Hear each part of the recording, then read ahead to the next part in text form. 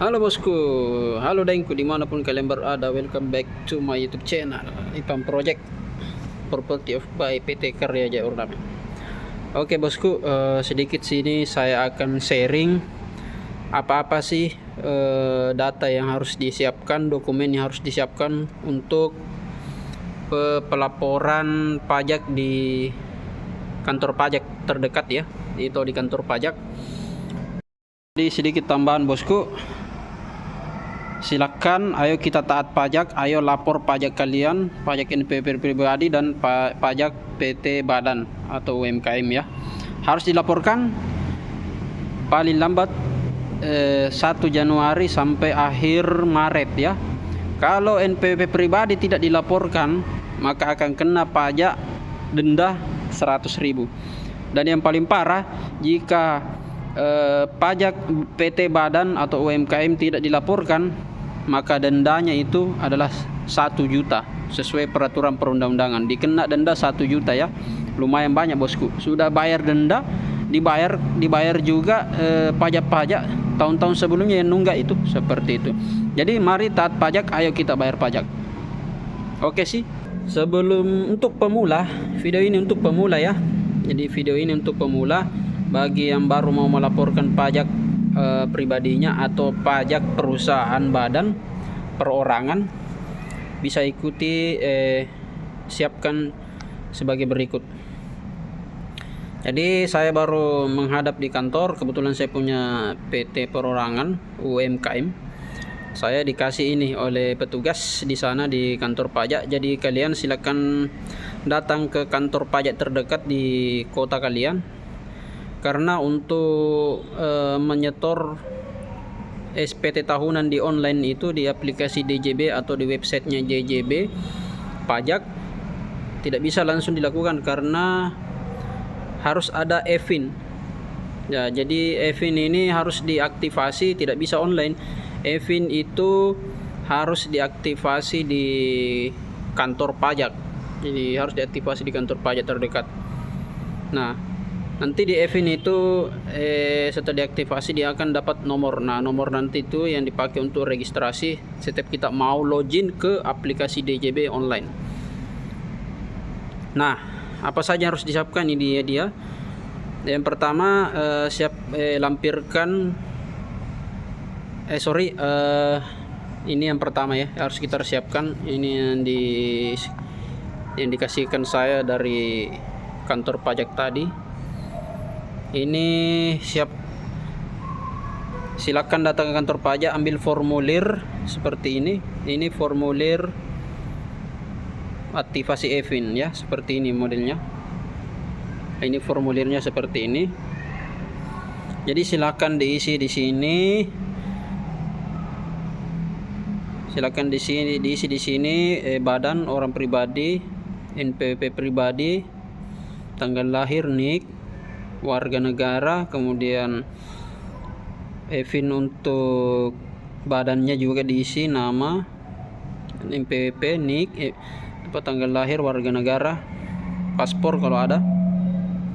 Nah, setelah diisi semua itu, nanti setelah diisi semua, sisa ditandatangani dan distempel ya, stempel perusahaan atau badan. Nah, ini kebetulan saya mau store besok pada tanggal 12 Maret 2025, makanya saya sudah stempel dan tulis nama ya.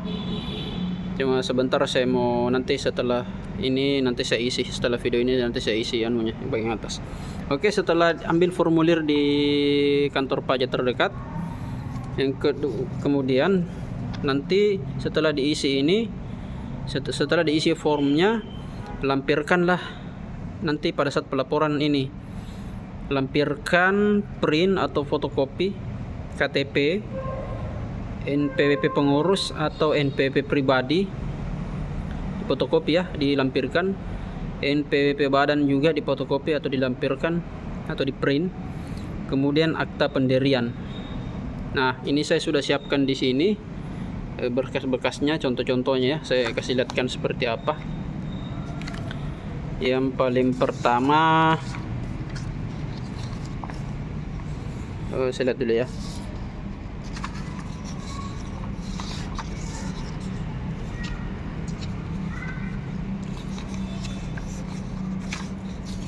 Oke, ini ada KTP,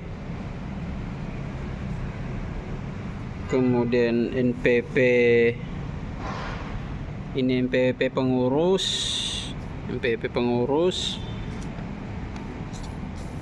ini NPP badan. Nah, ini NPP badan ya, NPP badan.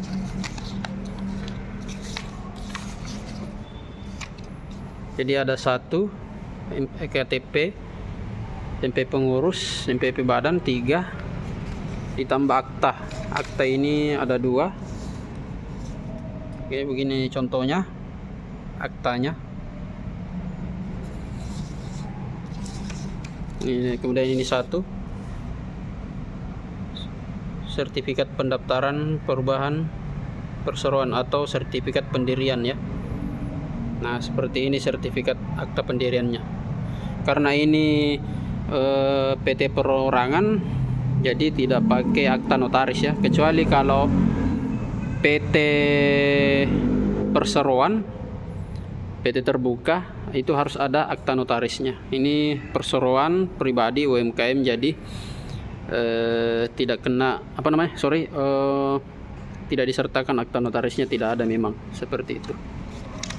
Jadi saya isi nanti ini untuk pelengkapannya.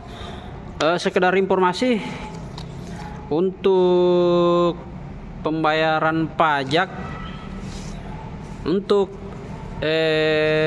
MPP pribadi perorangan omset di bawah 500 juta per tahun itu tidak kena pajak ya, kecuali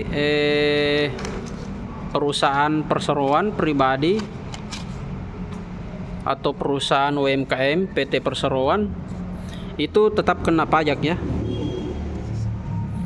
tetap kena pajak. Jadi pajaknya itu untuk perusahaan yang baru didirikan dapat fasilitas dari pemerintah, pajaknya itu 0,50% atau 0,5% omsetnya per tahun, mulai dari laporan keuangan mulai dari Januari sampai Desember.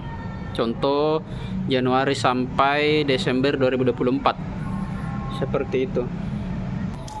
Nah, terus kalau sudah lewat dari 4 tahun itu sudah tidak ada fasilitas dari pemerintah, pajaknya itu untuk PT badan bahkan UMKM itu pajaknya sampai 11% ya.